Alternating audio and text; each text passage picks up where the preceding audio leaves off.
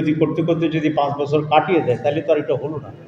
সেই জন্য বলেছেন ওনারা 9 মান্থস 270 পঞ্জিকার দিন এর ভিতরে এটা করতে হবে। আর যদি না করে এটা স্বয়ংক্রিয়ভাবেই অ্যাকসেপ্টেড হয়েছে বলে ধরা হবে। এরকম বিধান সারা দুনিয়াতে আছে। সব ঠিক, বিএনপিও রাজি, আমরাও রাজি, আমরা সাইডও করেছি। হঠাৎ করে বিএনপি একটুখানি উল্টে গেছে।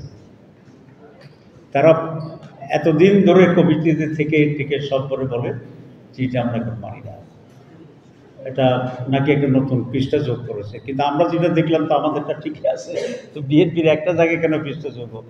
এগুলো সবগুলো হচ্ছে একটা ধোঁয়াশে পরিস্থিতি তৈরি করার জন্যে একটা পরিকল্পিত একটা উদ্যোগ।